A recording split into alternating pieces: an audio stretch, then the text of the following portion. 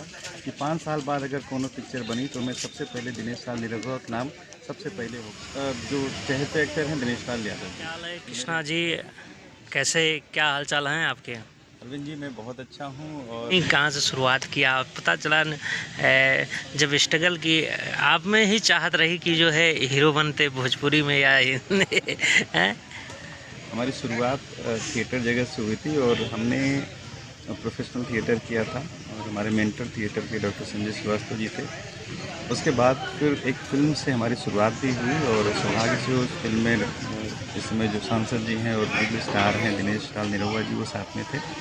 लेकिन चूँकि हमने अपनी एकेडमिक्स मैनेजमेंट MBA वगैरह किया था तो फिर एक टाइम के बाद मैं फिर से जॉब में चला गया था।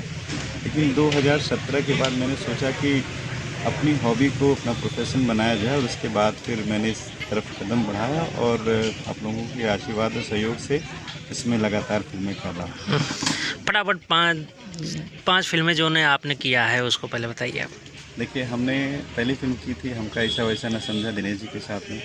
उसके बाद हमने भाग के सारी भाग किया। इसके बाद हमने आग और सुहाग किया जिसके जो प्रोड्यूसर हैं वो राकेश चंद्रा जी हैं साथ में बैठे हुए हैं। इसके बाद हमने फसल फिल्म की अगेन दिनेश लाल निरहुआ जी के साथ। इसके बाद हमने अफसर बिटिया किया। अफसर बिटिया में मेरा रोल एक IAS का है और बड़ा इम्पोर्टेंट किरदार है। इसके बाद हमने दबंग बहुरिया किया और उसमें मेरा एक वीडियो का ऑफिसर का रोल है। और फिर ये फिल्में कर रहा हूँ जयदेव। इसके बीच में भी कुछ हिंदी फिल्में और शॉर्ट फिल्में भी मैंने किया है। कुल मिला के देखा जाए तो जो मेरी सेकंड पारी है वो बड़ी शानदार अच्छा है, सब ऊपर वाले की कृपा है। इतना फिल्में आप किए, सबसे चहेते कलाकार भोजपुरी इंडस्ट्री के आपके कौन रहे? डेफिनेटली सबसे चहेते कलाकार की बात करूँ तो दिनेश लाल निरहुआ जी हमारे भोजपुरी इंडस्ट्री के सबसे चहेते कलाकार। नहीं, आपकी जो चॉइस मैंने पूछा। मेरी चॉइस ओवरऑल वैसे तो जो सभी के नायक हैं अमिताभ बच्चन जी वो पहले भोजपुरी की बात कर रहा हूँ आप। भोजपुरी में जो चहेते एक्टर हैं दिनेश लाल यादव जी जो मेरे पर्सनली चाहते हैं क्योंकि मैंने उनकी मेहनत को देखा है कहाँ से उन्होंने शुरुआत किया। आज लोग कहते हैं कि बिना गॉडफादर के आप कहीं नहीं आगे बढ़ सकते। मैंने उस इंसान को देखा जो ज़मीन पे बैठ के खाना खाते थे इस टाइम पे और आज की डेट में पूरा ज़माना उनका दीवाना है। उनकी 5 बातें कुछ आपके साथ जो शेयरिंग हुआ हो उनकी बातें बता दें। बहुत सारी बातें हैं। जब हम लोग उनके साथ पहली फिल्म कर रहे थे 2006 में हमका ऐसा वैसा ना समझा तो एक जो बात मुझे याद आती है तो मैंने उनसे पूछा था दिनेश जी आपका सपना क्या है, ड्रीम क्या है। तो दिनेश जी फिल्मों में नए नए थे, उनकी कोई बहुत पहचान नहीं थी। थोड़ी सी उनका गाने में और लोकल जो प्रोग्राम होते थे उसमें फेमस थे। तेल गम कौआ और निरहुआ सटल है वो एल्बम आ गया था तब तक। तो मैं जब उनसे पूछता था कि आपका क्या सपना है तो वो एक चीज़ कहते थे कृष्णा जी हमारा एक ही ये सपना है कि 5 साल बाद अगर कोनो पिक्चर बनी तो मैं सबसे पहले दिनेश लाल निरहुआ का नाम सबसे पहले होके के चाहिए। यानी प्रोड्यूसर डायरेक्टर के दिमाग में जो बात आए वो दिनेश लाल जी को लेके आए।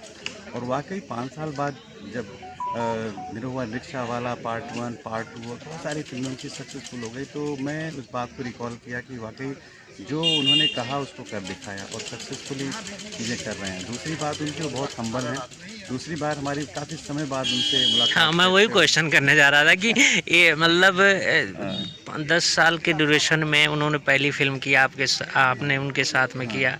उसके बाद फिर इतना गैपिंग होने के बाद कभी अभी आप तक मुलाकात हुई कि नहीं, और हुई तो कब हुई और कैसे हुई, ये बताओ। बीच में गैप हो गया था तो मैं भी अपने कॉरपोरेट करियर में था। मैंने MBA करने के बाद में बड़े ग्रुप के साथ काम कर रहा था।